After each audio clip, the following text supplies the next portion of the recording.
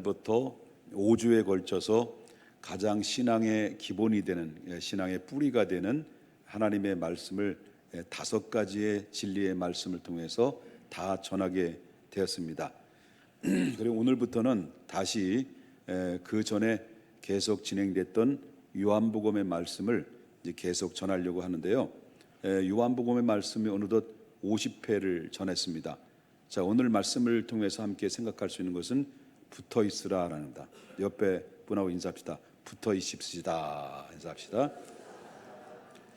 자, 예수님께서 이제 제자들과 함께 공생애를 3년 동안 같이 있다가 예수님께서 갑자기 제자들에게 이제 이별의 통보를 합니다.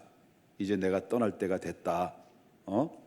이제 인류를 위해서 십자가를 짊어지고 그리고 나서 사흘 만에 다시 부활하면 내가 떠나게 된다라는 이별을 통보를 합니다. 근데 떠나게 되면 내가 너희를 떠나는 것이 아니라 너희와 항상 함께 있을 것이다라는 말씀을 하고 있는데, 그런데 이별을 통보를 받았던 제자들을 볼 때는 당황스러운 거죠. 아니, 갑자기 그런 생각도 하지 않았는데 예수님께서 얼마 있다가 죽는다고 말씀하셨고 다시 산다고 말씀하셨고 다시 하나님 나라 가신다고 이렇게 말씀하시니까 제자들은 벙 찐 거예요. 그냥 당황스러운 거예요. 그 두려움이 엄습해 온 거예요. 걱정이 막 몰아붙인 거예요. 그러니까 그런 가운데 있을 때 예수님께서 불안에 떨고 있는 그 제자들에게 약속을 3가지를 해요. 3가지 약속 중에 첫 번째는 바로 뭐냐면, 너희가 나를 믿는다면 너희 앞으로 나보다 너희가 더 엄청난 일들을 행하게 될 것이다라고 이렇게 말씀으로 약속해 줬다라고 하는 겁니다. 그러니까 예수님께서는 실질적으로 그 말씀대로 어떻게 됐습니까? 예수님 부활하시고 하나님 나라에 승천하시는 대신 제자들은 남아 있어서 예수님의 말씀대로 성령의 충만을 받고 난 다음에 이 예수님의 제자들은 실질적으로 예수님보다도 더 많은 일들을 행하셨다라는 거죠. 그래, 두 번째 약속은 바로 뭐냐면, 내 이름으로 무엇이든지 구하면 내가 시행한다라고 말합니다. 그러니까 내가 너에게 이름을 빌려줄 테니까 그 이름을 마음껏 사용해서 그 능력과 하나님의 역사를 이루어 나가라고 하는 그 예수님의 약속을 제자들에게 했다라는 거예요. 그러니까 그 말씀대로 좀 세월이 지나다 보니까 얼마 후에 그 말씀대로 어떻게 이루어졌냐면, 이 제자들이 성령에 충만한 가운데 있을 때 베드로와 요한이 성전 미문에 딱 들어가 보니까 38년 동안 누워서 일어나지 못한 안진뱅이를 만납니다. 그런데 이 베드로가 뭐라고 말하니까 그 안진뱅이를 바라면서 은과 금은 내게 없으나 곧 나사렛 예수의 이름으로 명하노니, 누구의 이름으로? 나사렛 예수의 이름으로 명하노니 일어나 걸으랄 때 그 안진뱅이가 예수 그리스도의 이름의 그 권세에 의해서 바로 뭐냐면 그 자리에서 다리에 힘을 얻게 되고 그 다음에 걷게 되고 그 다음에 뛰게 되고 그리고 뛰면서 하나님께 영광 돌리는 기적이 일어났다는 거죠. 그러니까 예수 그리스도의 이름으로 바로 빌려줬던데, 그 빌려주신 예수의 이름으로 자꾸 선포하여 사용하라. 그러면 그 안에서 시행하게 될 것이고 능력이 임하게 될 것이다라고 하는 말씀을 하고 있다라고 하는 겁니다. 여러분들 기도할 때 누구의 이름으로 기도합니까? 예수님의 이름으로 기도하죠. 그 예수의 이름으로만 기도하는 것이 아니라 예수의 이름으로 선포하라는 겁니다. 병마가 있을 땐 예수님의 이름으로 명하노니 모든 병마는 떠나갈지어다 라고 예수 그리스도의 이름으로 선포할 때, 선포하면 할수록 그 안에 바로 예수님이 시행하신다는 말씀처럼 능력으로 역사로 이루어진다는 사실을 믿으셔야 될 줄 믿는 것입니다. 그 다음에 3번째 약속이 있습니다. 3번째 약속은 바로 뭐냐면 성령을 보내주겠다라고 합니다. 그래서 여기 성경을 보십시다. 요한복음 14장 26절을 볼까요? 누굴 보내주신다는 거예요? 보혜사를 보내신다는 거죠. 예수님이 올라가는 대신에 누굴 보내신다는 거죠? 보혜사 성령님을 보내신다는 거예요. 성령이 너희가 임하시면 어떻게 될 것이냐 할 때, 아버지께서 내 이름으로 보내실 성령, 그가 너희에게 모든 것을 첫 번째 어떻게 한다는 거예요? 가르치고 그 다음에 내가 너희의 말한 모든 것을 생각나게 하신다 그랬습니다. 그래서 그렇게 말씀을 하시고 나서 3가지를 말씀하셨어요. 나를 믿는다면 나보다 너희들이 더 많은 큰 일을 행할 것이다. 내 이름으로 너희가 구하지 않았으나 이제부터 내 이름으로 구하라. 내가 너에게 이름을 빌려줄 테니까 그 이름을 많이 사용해라. 그러면 내가 시행할 것이다 할 때 예수의 이름의 권세를 제자들에게 사용하라는 것을 얘기했습니다. 그리고 세 번째는 내가 너희를 떠나는 것이 아니다. 영원토록 함께하는 것이다. 나를 떠나지만 너희가 항상 너희와 함께했는데 그래 실질적으로 너와 함께할 보혜사 성령님이 보내시면 그 성령님이 너에게 말씀을 가르쳐 주시고 내가 3년 동안 너에게 얘기했던 것들이 다 일일이 생각나게 될 것이다라는 그런 말씀을 해줬다라는 거죠. 그런데 제자들은 그 말씀대로 성령 받고 나서 예수님이 하셨던 말씀들이 그때는 잊어버렸는데 이해가 안 됐었는데 성령 받고 나니까 그들이 예수님이 하셨던 말씀이 다 생각나고 그 입에서 그들이 쏟아내는 한마디 한마디가 모든 백성들을 감동시키고 회개시키고 3,000명 5,000명을 돌아오게 하는 능력의 종들이 됐다라는 것을 보게 되면서 약속은 다 이루어진 사건이라는 것을 볼 수 있다라고 하는 거예요. 자, 그렇다면 오늘 본문에 들어가겠습니다. 예수님께서 그 말씀을 하시고 나서 요한복음 15장에 들어가서 예수님이 뭐라 그러니까 예수님과 제자들의 관계, 그 다음에 오늘날만 말한다면 예수님과 우리 성도들의 관계는 어떤 관계인가를 비유로 예수님이 설명해 주고 있습니다. 그렇다면 예수님과 제자들의 관계, 오늘날 예수님과 나와의 관계는 어떤 관계인지 예수님은 비유로 어떻게 말씀하신지를 한번 봅시다. 1절 볼까요? 1절은 나는 누구라는 거죠? 예수님은 누구시라는 거예요? 참포도 나무이고 내 아버지는 누구라는 거죠? 농부라고 그랬습니다. 근데 여기서는 포도나무가 있으면 뭐도 있을까요? 포도나무에 붙어있는 가지도 있을 거잖아요. 근데 여기서 포도나무와 가지와의 관계는 어떤 관계냐를 할 때 포도나무는 예수 그리스도를 말한다고 한다면 가지는 예수 그리스도 안에 붙어있는 예수 그리스도를 믿는 저와 여러분이라는 것을 믿으셔야 될 줄 믿는 겁니다.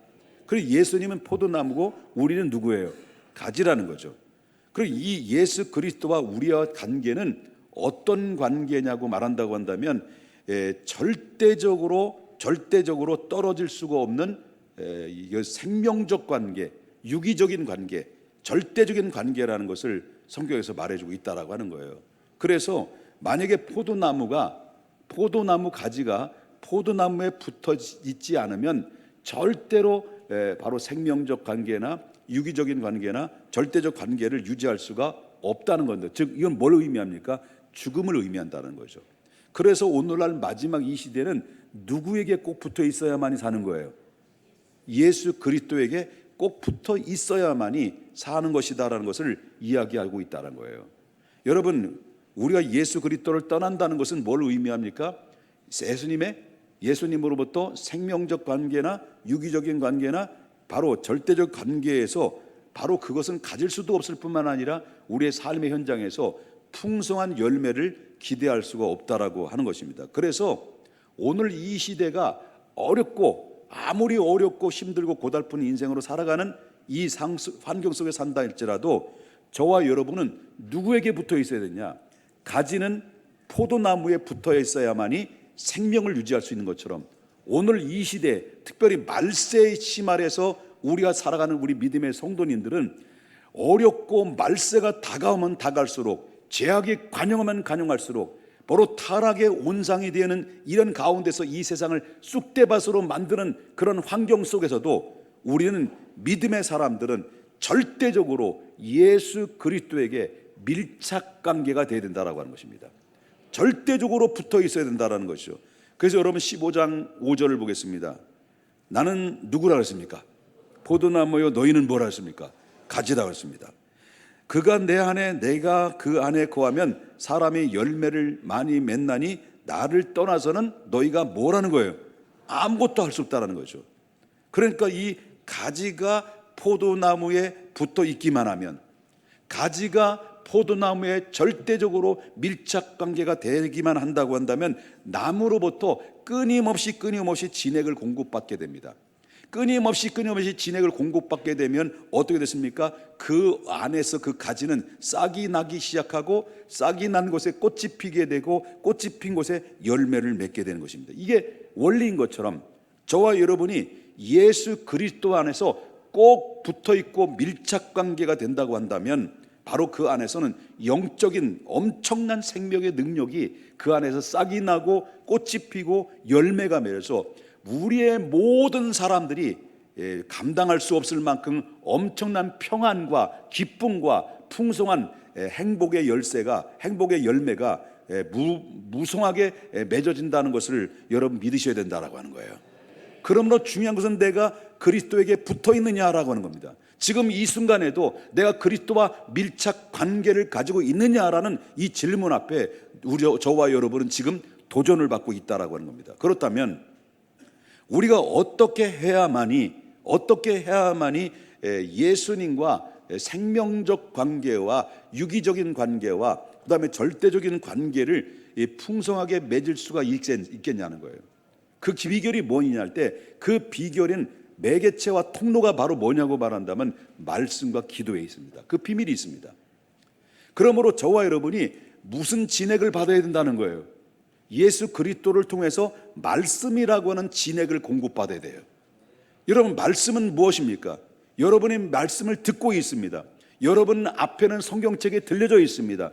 그 하나님의 말씀이 들려져 있는데 그 말씀을 우리가 매일매일마다 그 말씀의 진액을 공급받을 때 그 안에서 얼마나 많은 변화가 일어나는지는 우리의 삶을 통해서 경험을 통해서 알게 될 것이다라고 하는 것입니다. 그러므로 예수님의 말씀이 우리의 생각과 우리의 마음에 살아 움직일 때 그 예수님의 말씀이 우리의 생각과 마음과 감정을 바로 지배할 때 여러분 그 예수님 안에서 우리의 풍성한 삶을 누릴 수 있는 엄청난 에너지가 엄청난 노다지처럼 쏟아지는 엄청난 역사가 바로 예수님의 그 안에서 있는 생명의 진리의 말씀을 공급받을 때 일어나는 엄청난 축복의 사건이라는 것을 믿으셔야 될 줄 믿는 거예요. 그러므로 여러분 말씀이라는 것이 우리에게 얼마나 중요한가, 그 말씀이라는 것이 우리에게 그 말씀의 진액을 우리가 어떻게 받느냐에 따라서 우리의 삶은 엄청나게 달라지는 결과를 얻게 된다라고 하는 것입니다. 그러면 말씀에 대해서 한번 보겠습니다. 제가 말씀은 그러면 그 다음부터 여러분 크게 한번 같이 해서 읽는 겁니다. 자, 성경을 보겠습니다. 말씀에 대해서 어떻게 이야기하는지 시편 12편 6편입니다. 제가 먼저 읽겠습니다. 여호와의 말씀은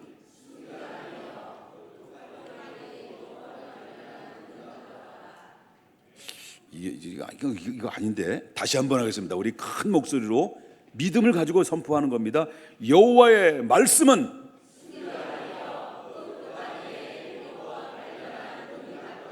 여러분 믿으십니까? 여러분 시편 119편 50절 맞습니다. 이 말씀은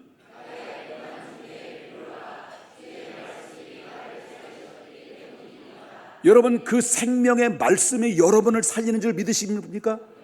이 여러분 생명의 말씀이 여러분의 가정에 역사하시면 여러분의 가정은 살아나는 겁니다.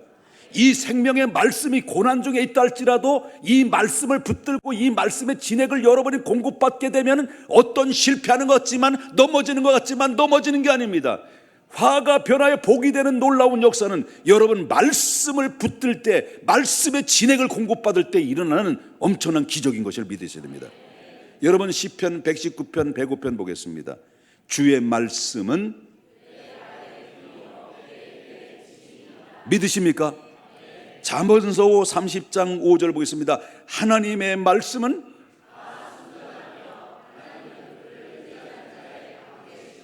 믿으십니까? 여러분 사도행전 이사야서 40장 8절에 보니까 풀은 마르고 꽃은 시드나 우리의 하나님의 말씀은 영원히 서리라. 천지는 없어집니다. 그러나 하나님의 말씀은 영원한 것입니다. 그 말씀은 여러분을 살리고 여러분을 영혼을 살리고 여러분을 천국까지 인도하는 안내 표지판이라는 사실을 믿으셔야 될 줄 믿는 것입니다. 히브리서 4장 12절 제가 좋아하는 말씀입니다. 뭐라고 말합니까? 하나님의 말씀은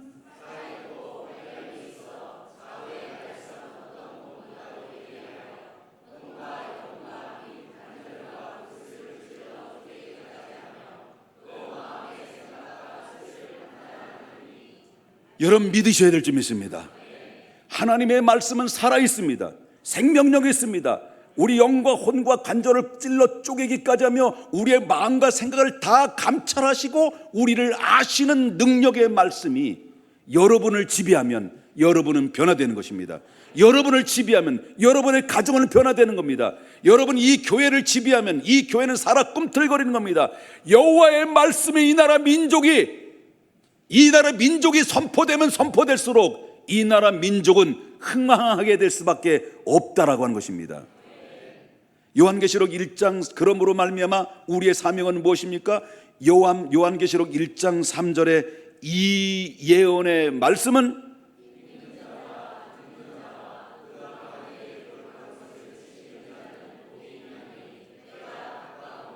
믿으시면 크게 아멘 하십시다. 하나님의 말씀은 여러분에게 생명이 있고 여러분들을 깨우고 여러분들을 하나님의 나라로 이끌어가는 능력의 바로 안내 표지판이라는 사실을 믿으셔야 될 줄 믿습니다. 그러므로 우리는 무엇으로 가능합니까? 우리가 예수 그리스도 안에서 꼭 붙어 있어야 된다는 겁니다. 그래야 사는 것입니다. 예수 그리스도 안에서 주시는 생명의 말씀, 그 예수님 그 자체가 뭐라고 그랬습니까? 말씀이라는 것입니다. 말씀. 두 번째입니다. 우리가 예수 그리스도 안에서 붙어 있으므로 생명적 관계, 유기적인 관계, 그리고 또한 절대적인 관계를 유지할 수 있는 두 번째 통로와 매개체 중에 하나는 말씀이었습니다. 그 다음에 두 번째 뭐라 했습니까? 기도입니다. 기도.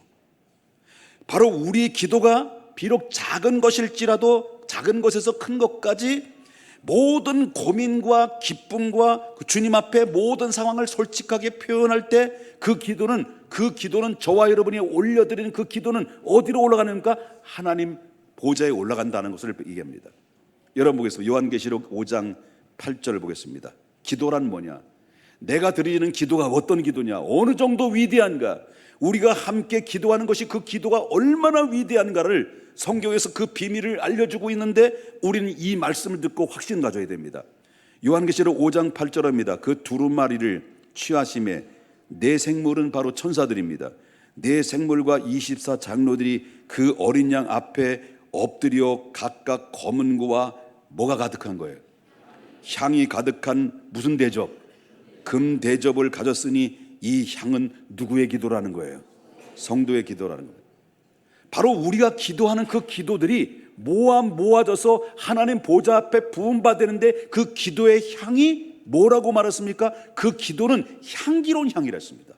그 여러분들이 한마디 한마디 입으로 고백되어지고 입으로 하나님 앞에 토해내는 그 기도 한마디 하는 하나님 앞에 금향로에 담아서 하나님 앞에 부음받는 보좌 앞에 부음받는 그 거룩한 어떻습니까? 향기로운 향이라고 그랬습니다. 여러분 그뿐만 아닙니다. 요한계시록 8장 4절과 5절을 보겠습니다. 또 다른 천사가 와서 제단 곁에 바로 우리 곁에 예배드리러 왔습니다. 제단에서 우리 예배도 왔습니다. 제단 곁에 서서 금향로를 가지고 많은 향을 받았으니 많은 향을 받았어요. 많은 향이 뭘까? 이는 이게 뭐예요? 네? 모든 성도의 기도와 합하여 보좌 앞 금 제단에 드리고자 합니다. 그 다음에 8장 4절에 보니까 이 향연이 뭐라는 거예요? 성도의 기도와 함께 천사의 손으로부터 그걸 받아가지고 누구 앞에 갔다는 거예요? 하나님 앞에 올라갔다는 거예요. 그러니까 여러분의 기도는 여러분 혼자 기도하든지 두 사람이 기도하든지 아니면 10사람이 기도하든지 우리 함께 마음을 합해서 기도하든지 기도할 때 천군 천사가 와가지고 여러분의 기도를 금향로에 다 담아가지고 모아 담아서 하나님 보좌 앞에 부은다는 거예요. 그럴 때 하나님이 그 기쁘신 뜻대로 그 기도하는 기도를 외면하지 아니하시고 거절하지 아니하시고 등을 돌리지 아니하시고 바로 하나님께서 우리 기도를 들으시고 필요에 따라서 공급해 주신다는 사실을 여러분 믿으셔야 될 줄 믿는 것입니다. 그러므로 기도는 얼마나 위대합니까? 여러분 며칠 전에 정말 갑작스럽게 깜짝 놀랄 일이 생겼습니다. 우리 교회 이옥선 권사님께서 장염이 걸렸는데, 이 장염이 이게 굉장히 심하게 걸려가지고요, 장염이 변해가지고 폐혈증으로 이제 왔습니다. 그 폐혈증도 의사의 말에 의하면 30%밖에 기능을 발휘하지 못하고 그 30%조차도 희망이 없어 보인다라고, 이렇게 어쩌면 죽음이 임박할 수도 있다라는 무서운 그런 선언을 받은 거예요. 갑작스러운 일이 벌어진 거죠, 폐혈증으로 인해서. 그래서 폐혈증은 많은 사람들, 우리 아버님도 폐혈증으로 돌아가셨지만은 폐혈증은 죽음을 이제 앞에 두고 있는 그런 신호탄이라고 하는 것입니다.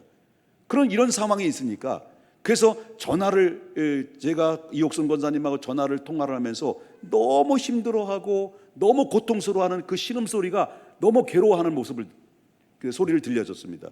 그래서 기도를 했습니다. 권사님, 하나님은 살아계십니다. 하나님이 역사하십니다. 하나님 우리의 기도를 들어주실 것입니다. 포기하지 마십시오. 힘내십시오. 그리고 전화상으로 기도를 드리고, 그리고 또 더 힘들어서 또 다음에 또 기도를 드렸는데, 부족해가지고 긴급하게 이 구역장님들 톡에다가 우리 전 교인들에게 알려주십시오. 긴급한 상황입니다. 우리 함께 기도로 모아주십시오. 손을 모아주십시오라고 기도로 모았습니다. 그런데 진전이 안 닿았습니다. 그래서 수요일 날, 바로 이제 수요일 날 그 기도 예배 시간에 바로 이제 그 수치가, 염증 수치가 떨어지지 않고 오히려 더 올라가는 상황이었습니다. 예배 시간에 우리 모두 함께 또 기도했습니다. 하나님, 염증 수치를 떨어져 주십시오. 하나님, 열이 떠나게 해주십시오. 혈압이 올라가게 해주십시오.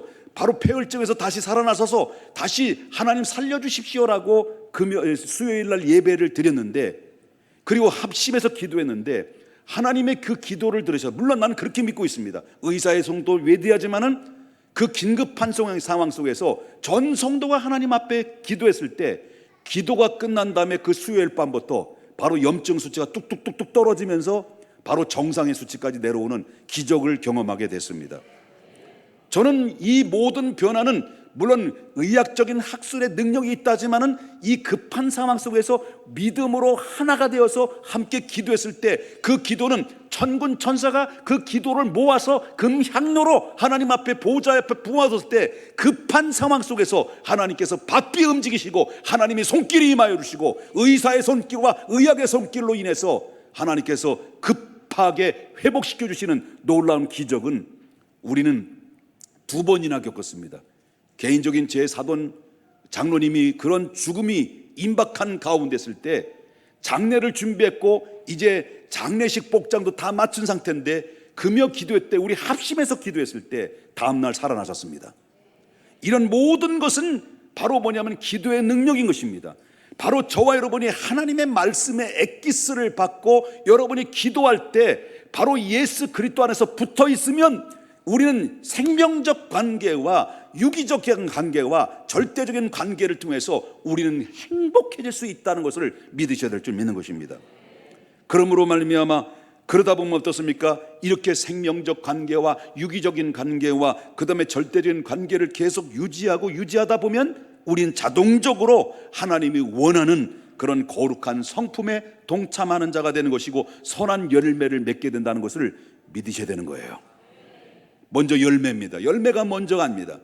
열매가 먼저가 아니라 누구에게 붙어 있어야 됩니까? 예수님과의 관계가 중요합니다. 저와 여러분은 과연 예수님과의 관계가 온전한 밀착 관계에 있습니까? 아니면 떨어져 있습니까? 그렇다면, 떨어져 있다면 다시 한번 예수님 앞에 돌아오십시오. 예수님 앞에 붙어 계십시오. 그러면 다시 회복되실 것이고, 여러분의 삶은 기적의 역사가 앞에 펼쳐질 것이라는 사실을 여러분 믿으셔야 될 줄 믿는 것입니다. 그러므로 5절 하반절에 보니까 나를 떠나서는 너희가 아무것도 할 수 없다라고 하는 것입니다. 믿으시면 크게 아멘 합시다. 그 다음에 2번째는 우리가 기억해야 될 것은, 우리가 예수 그리스도 안에서 붙어 있습니다. 붙어 있으면 그것이 작은 열매이든 큰 열매든 간에 우리는 열매를 맺어야 된다는 겁니다. 작은 열매도 열매일지라도, 그건 작은 열매일지라도 맺어져야 된다는 것입니다. 여러분, 그렇기 때문에 여러분, 우리가 예수님의 그 생명적 관계나 유기적인 관계나 절대적인 관계를 가지고 있다는 것을 무엇으로 증명할 수 있습니까? 내가 예수님과 관계를 가지고 있나? 내가 예수님과 밀접한 관계를 가지고 있고 생명적 관계를 가지고 있나? 무엇으로 증명할 수 있습니까? 사람들 옆에 있는 사람은 어떻게 증명할 수 있겠습니까? 뭘 보면 압니까? 그것은 바로 열매를 보면 안다는 거예요. 그 사람의 열매를 보면 안다는 거예요.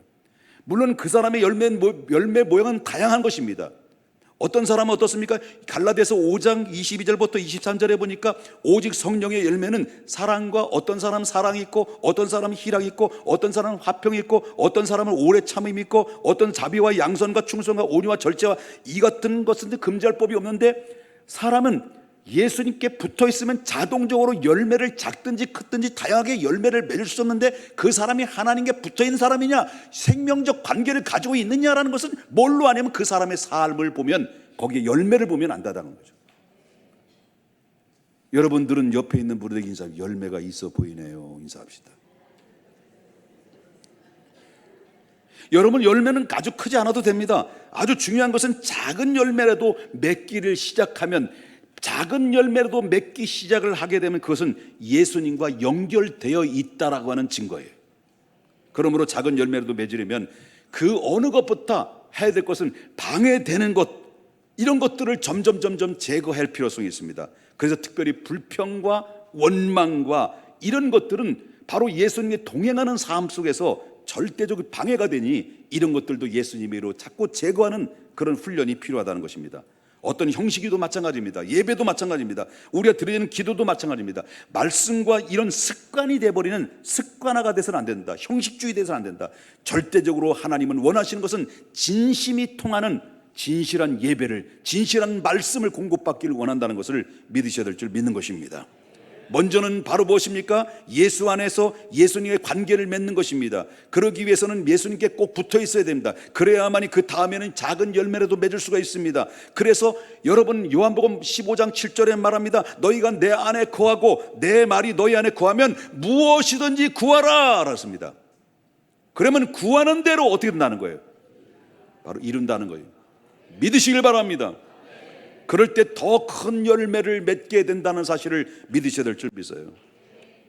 여러분, 기도는 작은 것이라도 하나님 앞에 간구할 필요성이 있다는 겁니다. 소홀히 여기서는 안 된다는 것을 믿으셔야 될 줄 믿는 거예요. 여러분, 이제 우리가 이렇게 열매를 맺게 되면, 열매를 자꾸 맺게 되면 어떤 결과가 찾아오느냐 할 때, 자 보겠습니다. 15장 8절 보겠습니다. 너희가 열매를 많이 맺으면 누가 영광 받으시는 거예요? 하나님이 영광 받으시는 거예요. 하나님 영광 받으신다는 거죠. 그렇기 때문에 하나님이 영광 받으실 만큼 우리가, 하나님이 우리를 향해서 뭘 원하십니까? 너희가 열매 있는 풍성한 삶을 살기를 원한다, 그런 얘기예요. 여러분, 존 고트만이라고 하는 사람이 있습니다. 이분은 결혼관에 대한 전문가입니다. 이분이 하는 얘기가, 어떤 부부가 성공적인 결혼 생활을 하는지, 어떤 부부가 결혼 생활에 실패를 한지를 91%로 다 알아맞춘다라고 이렇게 합니다. 9%는 잘 모르는 거고요. 그러면 그분이 얘기하는 것은 바로 뭡니까? 그 기준이 어디 있냐면, 이분이 알아맞히는 기준은 얼마나 소소한 이야기를 그 가정에서 나누느냐 하는 겁니다. 별로 중요하지 않는 일인데도 불구하고 시시콜콜 이야기를 하는 가정들, 중요하지도 않습니다. 그런데 시시콜콜한 것들인데, 그런 사소한 것들인데 서로 이야기를 잘 나누는 거죠. 이런 부부들은 행복하다는 거죠. 예를 들어서, 아니 글쎄 어느 집사님이 교회 갔더니 나보고 여보 더 젊어졌다고 그래. 그러면 그 남편 집사님, 오 그래? 내가 봐도 젊어진 것 같네. 얼마나 기분이 좋아요? 열받아요? 얼마나 기분 좋겠습니까? 아니 글쎄 교회 갔더니 어떤 집사님이 나보고 키도 작고 얼굴도 크다고 그러던데. 그랬더니 부인 집사님이, 뭐야? 아니 글쎄 어떤 집사요? 우리 남편은 어떤 집사? 얼굴이 크다고? 우리 남편 키가 작다고? 열을 내는 것 같으면서도 다듬어져. 나도 그렇게 생각해. 그러면 깔깔대고 또 웃는 거죠. 그죠? 웃는 거예요. 그래, 여러분, 이런 부부는 아무리 가난하고 아무리 고달프고 아무리 힘들어도 절대 헤어지지 않는다. 근데 반대로 대단한 스펙이에요. 경제력도 어마무시해요. 대단한 스펙도 가져 있고 그리고 경제력도 엄청나게 있고 이런데도 결국 어떻습니까? 그 가정에는 다 가졌는데 소통이 없는 거예요. 소통하지 않으니까 관계가 건강한 부부의 관계를 이어나갈 수가 없다는 거죠. 중요한 것만 대하는 거예요. 중요한 것만 대하는. 그 중요한 게 뭐예요? 아주 거창한 거죠. 나 왔어. 밥 먹자. 예? 할 말이 있나? 할 말 없다. 그럼 자자. 그리고 또 이런 가정들은 내가 말이야를 많은 거예요. 내가 직장에서 말이야, 내가 막 회사에서 말이야, 내가 이렇게 막 하는데 말이야, 너는 도대체 뭐 하는 거야? 막 공격적인 이야기를 하는 사람도 있죠. 안 돼. 그냥 그래요. 이게 얼마나 행복합니까? 나 키 작아. 여보, 맞아. 얼굴 크다고 그래야 돼. 어떤 놈이 나도 그렇게 생각해. 이게 얼마나 재미있습니까? 여러분, 같이 평생을 살아도 이렇게 좀 소소한 것더라도 재밌게 이야기를 나눈 가정들 절대 헤어지지 않는다는 거예요. 웃는 게 아니죠, 그런 가정. 여러분, 주님의 관계도 마찬가지라고 하는 겁니다. 주님의 관계도 큰 문제만 가져오는 게 아니라 소소한 고민과 일상의 감정까지 주님 앞에 내어놓고 교제를 하는 거예요. 그런 사람들은 결국 어떻습니까? 축복의 열쇠를 맺는 거예요. 주님 저 못하겠어요. 주님이 좀 하셔야만 되겠습니다. 주님, 상황이 지금 어려워요.